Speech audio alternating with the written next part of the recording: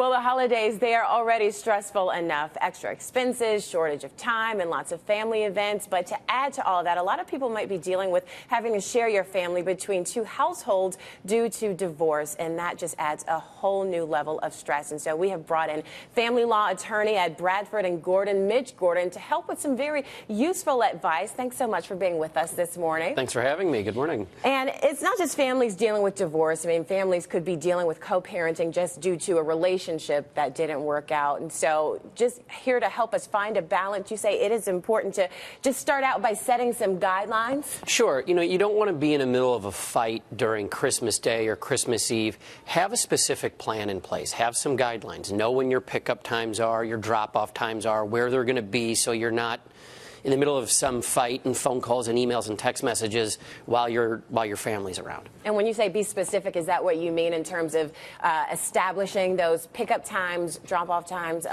locations? Yeah, anything. Know where the kids are, know where you're going to be, and maybe you want to set some rules about how much you're going to spend on the kids. You don't want to outspend your ex or soon-to-be ex in that way.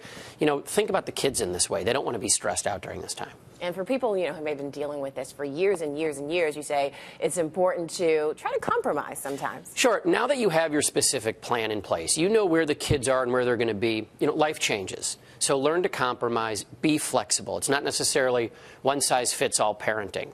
Life changes. People get remarried, family comes into town, and if you're flexible, the kids will benefit, and if you need something, you know, your ex might remember that later. If they need something, you might remember that later, or they might remember that later and give you something in return. So you don't always have to stick to the schedule, you know, things can change, and so you can be willing to just make those adjustments. Sure, that's right, that's right. It's about the kids. Right, and you mentioned, you know, it is about the kids, so, you know, that's another point that you point out, just remembering the big picture and focusing on that is about the kids. You want them to be happy, you want them to have a great time.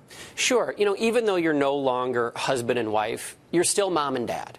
And the kids know this. They love you. They don't want the stress. You know, be nice. Santa's watching you this time of year, too.